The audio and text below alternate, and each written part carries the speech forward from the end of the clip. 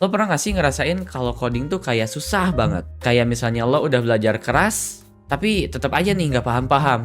Nah mungkin lo belum ngelakuin hal-hal ini nih. Nah di video ini gue bakal kasih lo 7 tips untuk jadi programmer handal yang nggak gampang menyerah.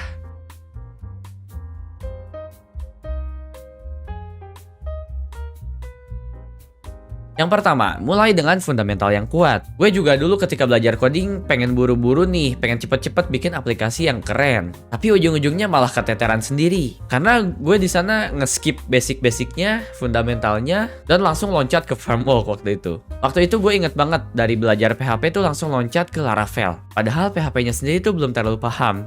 Dan akhirnya harus balik lagi belajar dari awal. Ujung-ujungnya kan jadi lama ya proses belajarnya. Jangan ulangi kesalahan gue nih. Lo harus paham dulu nih fundamental pemrograman sebelum lompat ke framework atau ke tools keren yang lainnya. Lo bisa coba buat latihan soal misalnya di website HackerRank. Nah setelah itu lo bisa kuasai satu bahasa pemrograman dulu sebelum lo belajar yang lainnya. Kalau misalnya udah pede nih dengan pemahaman sendiri ya lo bisa lanjut ke framework. Yang kedua, lebih banyak berpikir daripada ngetik kode. Jangan asal buka editor langsung ngoding. Pastinya pernah dong, gue sendiri pernah ya ketika ngoding nih ngalamin. Ngodingnya udah setengah jalan, udah lumayan jauh, dan baru sadar di codingannya itu ada yang salah. Dari alur aplikasinya tuh ada yang nggak bener. Nah itu karena kita kurang planning di awalnya. Coba deh lo biasakan bikin planning sebelum lo mulai ngoding. Kayak sesederhana bikin alur diagram atau flowchart, bikin ERD, bikin sequence diagram, bikin activity diagram, atau apapun lah yang itu termasuk ke planning project. Sebelum lo nantinya mulai nulis kode. Karena ini gue yakin deh ini bakal ngehemat banyak waktu. Daripada ketika lagi ngoding ya baru mikir nih si alur programnya. Yang ketiga, baca dokumentasi resmi. Kalau dulu sih waktu pertama gue belajar coding itu benci banget ya sama dokumentasi. Karena biasanya itu terlalu teknis, terlalu membosankan, dan isinya tuh teks doang gitu. Jadi agak susah ya. Tapi ternyata dokumentasi itu ya sumber ilmu yang paling lengkap. Misalnya kita mau belajar JavaScript ya udah lihat aja dokumentasi JavaScript. Tutorial itu bagus ya, tapi ya itu cuman ngasih gambaran umum aja. Sementara itu, kalau dokumentasi ibarat peta lengkapnya lah. Semua yang lo cari di sana tentang pembahasan pemrograman tertentu itu pasti ada. Nah, kalau misalnya nanti lo stuck pas lagi ngoding, ya biasain buka dokumentasi dulu sebelum lo nanya ke forum atau nanya ke AI. Yang keempat, tulis kode yang bersih atau clean code. Lo tau gak, kalau kode yang jalan pas di running tanpa error itu belum tentu kodenya bagus. Kalau kode lo berantakan, yang penting asal jalan aja konsepnya, ya nantinya lo bakal kesusahan sendiri. Coba biasain pakai nama variabel di yang deskriptif. Coba ikutin style guide atau best practice yang dikasih dari setiap bahasa pemrograman. Dan mungkin lo bisa juga tambahin komentar secukupnya.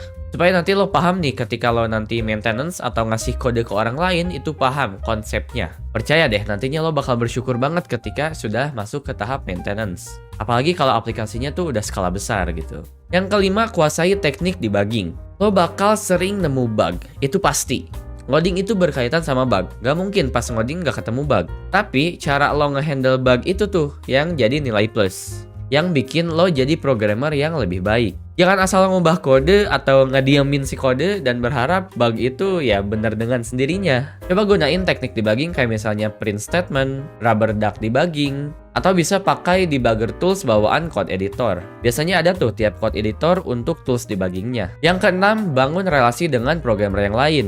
Jadi programmer itu bukan pekerjaan yang solo. Lo butuh koneksi, lo butuh relasi, baik buat belajar berkembang ataupun buat cari peluang kerja. Coba deh gabung ke komunitas, ikut hackathon, atau ikut diskusi di forum-forum online kayak misalnya di Discord. Atau juga bisa nih mampir ke website Codepolitan. Gue sendiri sih dapat proyek karena dari networking itu. Karena dari networking itu kita bisa kenal orang lain yang butuh proyek, dan kita juga bisa ketemu orang yang butuh programmer gitu. Jadinya kita bisa saling kerjasama, saling membutuhkan. Yang ketujuh dan yang terakhir, bikin proyek yang menyelesaikan masalah nyata atau studi kasus. Belajar teori itu penting ya, penting banget. Tapi tanpa praktek, ya buat apa?